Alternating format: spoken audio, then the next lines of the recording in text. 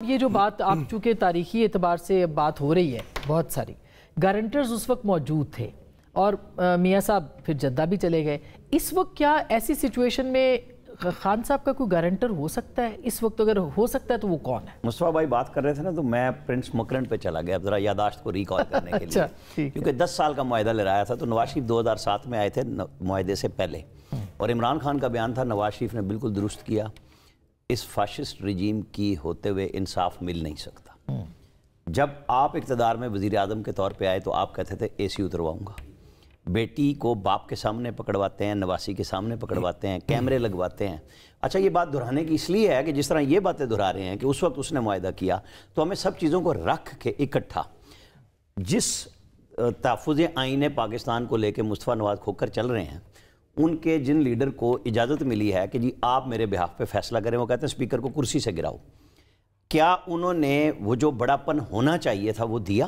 میں محمود خان اچکزئی کے جس دن نامزد ہوئے تھے، میں اس بات پہ تھا کہ وہ ایک ایسا شخص ہے جو اپنے اصول پہ کھڑا ہے اور وہ راستہ بنوا لے گا. لیکن وہ جب پی ٹی آئی کے ساتھ بیٹھے ہیں، انہوں نے مطالبے وہی رکھے ہیں جو عمران خان کے تھے. اچھا، آپ بیٹھیں اور مطالبہ رکھیں.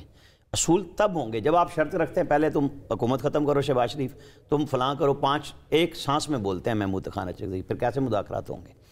کسی کو پیچھے جانا ہے، کسی کو آگے آنا ہے.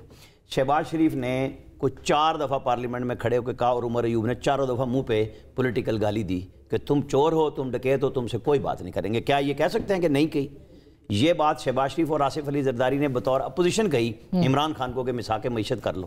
انہوں نے کہا نہیں کرتے تمہارے سے بات. نیشنل سیکورٹی کمیٹی کی میٹنگ ہوئی، پارلیمنٹ کی D G ISI army chief موجود ہیں، عمران خان غائب ہیں.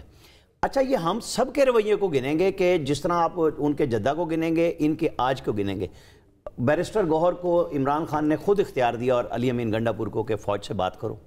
آخری پیغام بیرسٹر گوہر لے کے گئے اور عمران خان نے کہا آج کے بعد فوج سے نہیں کرنی. جب وہ 5 نام لائے کہ ان میں سے ایک چن لیں، ایک انٹیلیجنس کا بندہ ہوگا اور ہم ہوں گے اور بات چیت کریں گے، انہوں نے کہا آج کے بعد تم نے کوئی بات نہیں کرنی. اور اس وقت جب یہ بات کی، علی ظفر اور سلمان اکرم راجہ عمران خان کے ساتھ جیل میں موجود تھے بیرسٹر گوہر کے ساتھ، تو وہ بات اور یہ وعدہ کر کے گئے تھے کہ میرے ساتھ دیں گے، اور باہر نکل کے کہا کہ اندر کیوں نہیں بولے کہ جب خان نے کہہ دیا.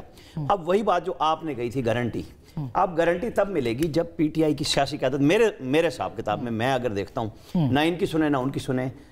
محمود خان اچکزئی کو عمران خان نے اختیار دیا نا، ٹھیک، اسد کیسر اور بیرسٹر گوہر، 1-2 لوگ اور سیاسی لوگ لے کے یہ اسپیکر کے پاس جائے. انہی کی گارنٹی پہ بہن کی ملاقات ہوئی کہ وہ سیاست نہیں کریں گی. کیا آدم نذیر تارڑ نے نہیں کہا کہ ہم سے ایفیڈیوٹ لیے گئے کہ باہر آگے بات نہیں کرو گے؟ ہمیں 1 گھنٹہ ملاتے تھے 1 مہینے میں میاں صاحب سے، اور ہم خواجہ آصف یا سب کو آ کے بتا دیتے تھے کہ یہ میسج ہے. ہم پریس کانفرنس نہیں کرتے تھے جب تک سب ایک دوسرے سے پیچھے نہیں ہٹیں گے. تو یہ بات آگے ISPR کی گفتگو کو، فوج کے پیغام کو آپ ان دونوں کی گفتگو میں شامل کیے بغیر اپنا راستہ نہیں نکال سکتے. اسما بہن، ہر جگہ پہ کیا حکومت کے اندر تقسیم نہیں ہے؟ ہمارے کئی دوست ٹی وی پروگرامز میں ہمارے ساتھ بیٹھ کر حکومت سے جن کا تعلق ہے وہ کہتے ہیں کہ ہاں نہیں، بات چیت ہونی چاہیے، ٹیمپریچر نیچے آنا چاہیے. اور پھر اب جو باتیں شروع ہو گئی ہیں، جس طرح 28ویں ترمیم کی جو بات شروع ہوئی اور جو اس کے سیلینٹ فیچرز سامنے آنا شروع ہوئے ہیں کانورسیشن میں، نتھنگ کنفرمڈ، لیکن اگر اسی طرح آتے ہیں کہ جس کے اندر نئے صوبوں کی کانورسیشن ہے، جس کے اندر صوبائی اسمبلیوں، صوبوں کے اندر ایمرجنسی لگانے کے اختیارات ہیں کہ وہ صوبائی اسمبلی کا جو اپروول کا ایک سیفٹی ویلو رکھا گیا ہے بیچ میں، وہ ختم کرنا ہے، ختم کر کے وہ اختیار فیڈرل کانسٹیٹیوشنل کورٹ کے پاس چلا جائے گا. تو یہ ایسی باتیں کہ جن میں حکومتی اتحادی بھی شاید کمفرٹیبل نہیں ہوگے ان کے ساتھ. آج بلاول صاحب نے اس پہ بات کی، پہلے آپ صوبے باقی جو آ گئی ہے قرارداد پنجاب میں اس کو کریں نا، پھر اس کے بعد آگے بھی بات کرتے ہیں. اب جو آگے جو معاملات آ رہے ہیں، اگر ہمیں دیکھیں نا، ریفارم پروسیس سے تو کسی کو انکار نہیں ہے کہ اس ملک کو ریفارم پروسیس کی ضرورت ہے. آپ کی جوڈیشری، یہ جو ٹرانسپیرنسی انٹرنیشنل کی رپورٹ آئی ہے، ہمیشہ پچھلے کئی دہائیوں سے پولیس، آپ کا پورا کرمنل لیگل سسٹم، آپ کی پولیس، آپ کی جوڈیشری انتہائی کرپٹ ترین پرسیپشن میں آتی ہیں ہمیشہ. ابھی آپ ڈکی بھائی والا کیس دیکھ لیں جو NCC آئی. تو ہمیں لیکن ان سارے پروسیس کو کرنے کے لیے ایک لیجٹمیسی تو چاہیے، اور وہ لیجٹمیسی پارلیمان کے پاس کہاں سے آئے گی؟ جب ایک فری اینڈ فیئر الیکشنز ہوں گے.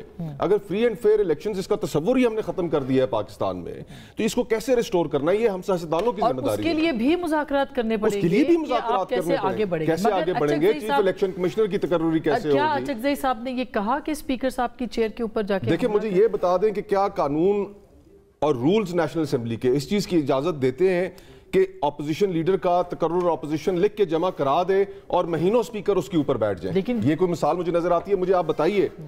یہ میرے خیال سے کوئی افریقی ممالک میں بھی کسی میں ایسا نہیں ہوا ہوگا کہ آپ 26ویں اور 27ویں آئینی ترامیم کر رہے ہیں اور اپوزیشن لیڈران کی کرسیاں خالی ہیں. تو جو سپیکر کے عہدے کا تقاضا ہے ان کو اس کے اوپر بھی نظر دوڑانی چاہیے. قانون یہ کہتا ہے کہ سپیکر غیر جانبدار ہو کے کام کرے گا. کیا وہ غیر جانبدار ہے؟ تشدد والا جملہ کہ جا کے حملہ کرنا چاہیے، یہ تو نہیں ایسی کوئی بات نہیں ہوئی. یہ دیکھیں آپ تردید کر رہے ہیں اس بات. دیکھیں مجھے وہ وقت یاد ہے کہ جب پہلا دن تھا جب عمران خان صاحب وزیر اعظم منتخب ہوئے، اسی ہال میں شہباز صاحب کی جو تقریر جب وہ کھڑے ہوئے کرنے کے لیے اور عمران خان صاحب جب کھڑے ہوئے تو اس وقت اندر کیا ماحول تھا؟ ایوان کے اندر تو ایسا ہوتا ہے، لیکن ایوان کے اس ماحول کو آپ ایک جسٹیفیکیشن بنا لیں گے جی کہ ہم نے انگیج نہیں کرنا. کیوں ایسے؟ کیا اسپیکر صاحب کو ایسے اتنا ریاکٹ